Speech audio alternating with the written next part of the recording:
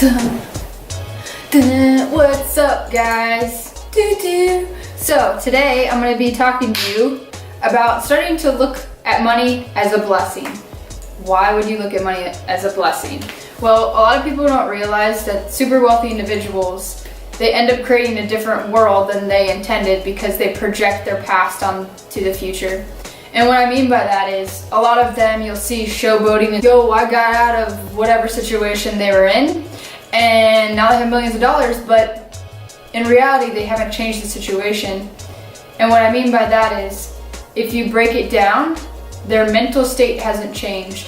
They themselves might have changed from a different perspective, but they may also not be implementing that into the world. That's why it is so important for those whom do have money to show, like, hey, I have money because I am blessed with that ability to provide for other individuals. I am blessed and I have the opportunity to lead other individuals. It shouldn't be this, oh, I need to feed my ego because the fact that I at some point didn't feel validated in whatever it is, and then you continue on the horrible cycle of not feeling validated because another person hasn't validated you.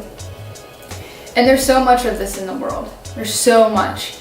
And that's why it needs to come to an end. We need to realize it's a blessing to have a lot of money. It's a blessing. And we need to stop looking at other individuals who have tons of money as, well, they deserve all this money. We need to get to a point to where we realize it is a blessing to have a lot of money. It is a blessing to be able to lead individuals.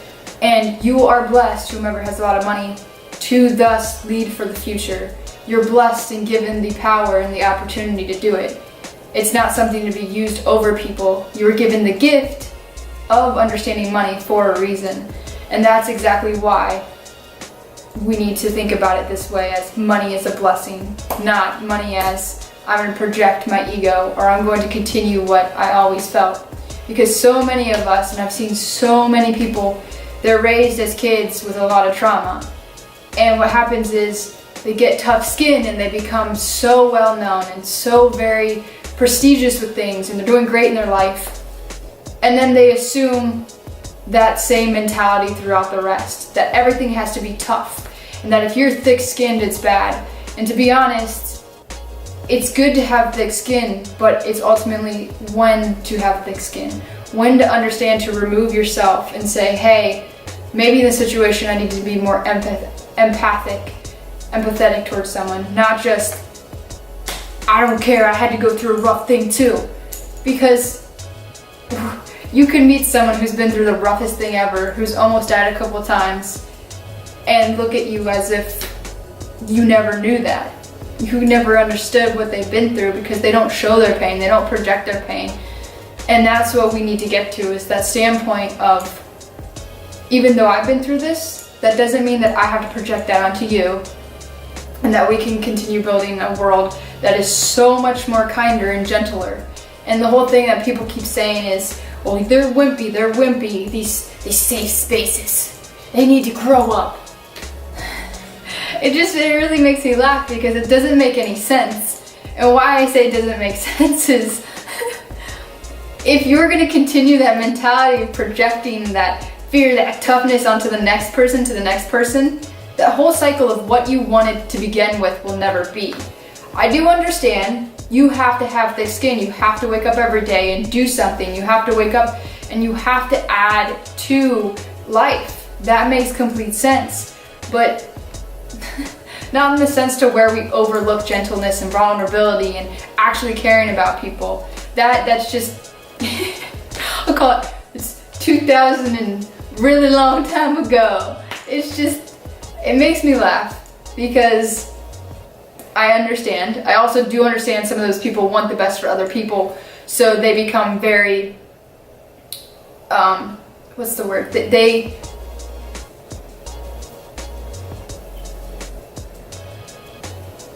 become very aggressive, that's the word. So they become very aggressive, or it seems like stern and angry and mad that someone's not getting something because of the fact that they're like, I grew up like this, why can't they just put their feelings in their pocket and keep going? Because the truth is, some people aren't able to separate their emotions with the logic, and that's completely okay. that's fine. But the thing is, you have to understand that you have that gift, you have that capability for a reason. And that's where leadership comes in. Those who are capable of doing that, they tend to make a lot of money because they know when to put feelings aside. But the thing is, we need to learn how to put them together. We need to learn slowly how to do this better. And with safe space is not about not being tough and just running away from a situation like people call it. There's a term for like snowman? I don't know. There's a term for people that I guess wimp out when you talk to them because they can't handle their emotions or something. I don't know what it's called.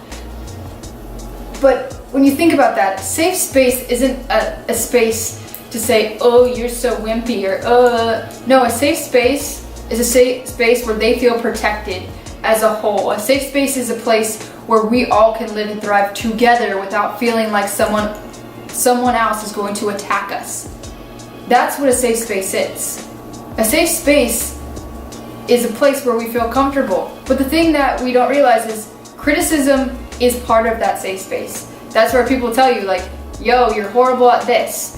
Yo, you're not good at this. But the thing is with that, we have to tell each other like, and we have to rationalize like who's telling us. Like I'm a very blunt person. So sometimes I'll be like, you're stupid because of this. And it may come across not the nicest thing ever, but that's the truth in my heart. That's the only way I know how to communicate it. It doesn't mean that I mean it bad.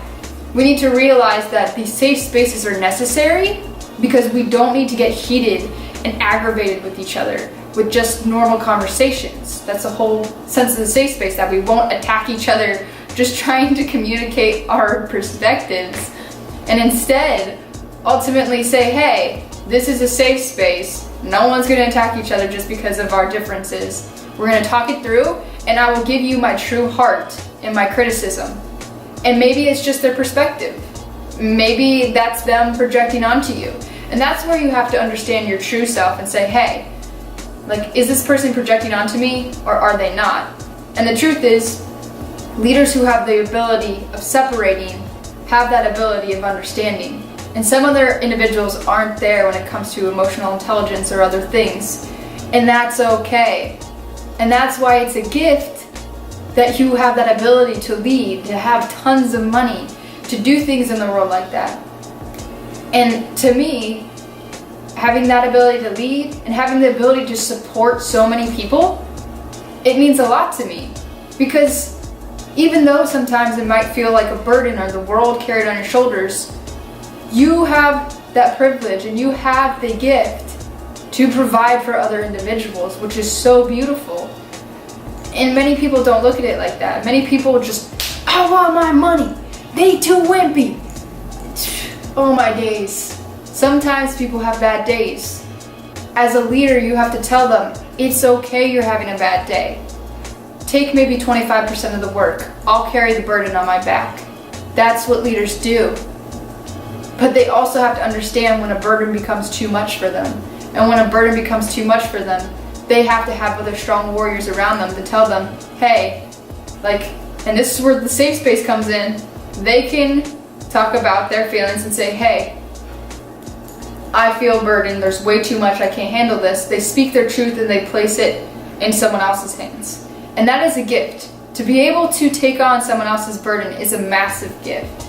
Because who else can do that? Like, it's a gift because that was the gift that you were given for a certain purpose. And if you get all this money, but you only put it back in yourself, and you get all this money and you're not finding ways to help other individuals or creating solutions that are better and more sustainable, to me it makes no sense. And I don't know, like, maybe it's just because we continue to project. And it's like, we're talking people who have a substantial amount of money to be able to help other individuals. You are gifted with a capability others aren't. There's few and far in between. You have this gift for a reason. It is not to be used to project your past fears onto other people. It is used so that you can continue.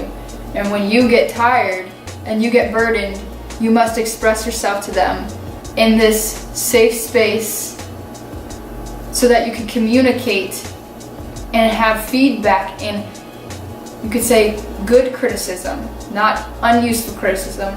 But you also have to understand where the person's coming from and not just get vicious.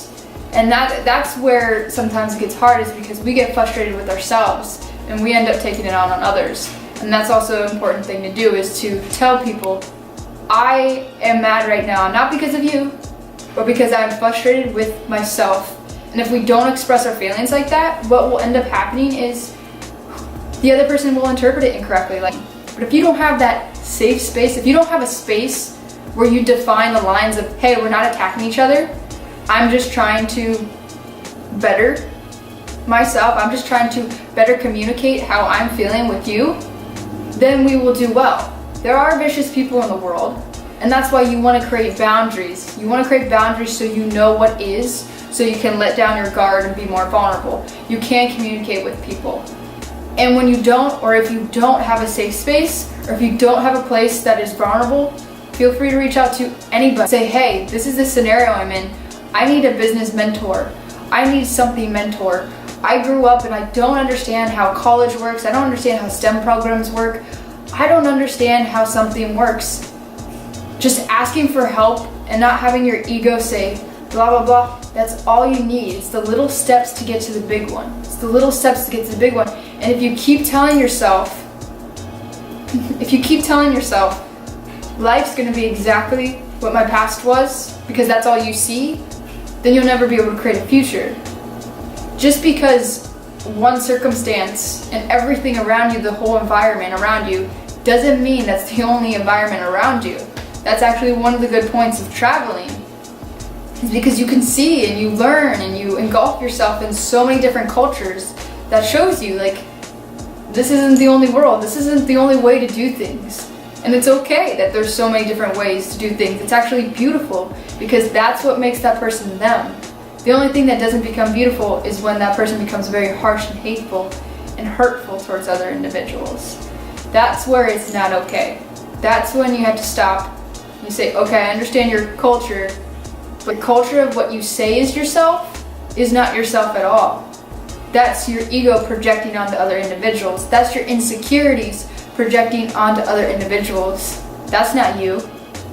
And that's why it's so important to understand that we can't just keep projecting this onto other individuals. The cycle will continue and continue and continue. Make that safe space around you. Make you the safe space. Make it so that other people are comfortable coming talking to you about their vulnerabilities. Make it that you stand up for them. Make it that you are that safe space. Because all a safe space is the energy around you you feel safe in, you feel comfortable in. You don't feel like you're going to be attacked, betrayed, or anything horrible like that. It's a space of heart, not ego. And that's where we need to get, especially with our money. Especially with our money. Because that's where we need to get a non-toxic environment. And you don't need a safe space if you don't have a toxic environment. That's the truth. So people who are saying, oh, you need this safe space, you wouldn't need a safe space if there was no toxic space. So keep that in mind when you tell people, oh, you're too sensitive, or you need your safe space. Or maybe it's, you need to be less toxic so this environment gets better. Who knows? Perspective, right? Anyways, hope you guys have a good day. I'm gonna go, probably bored a little bit, so peace.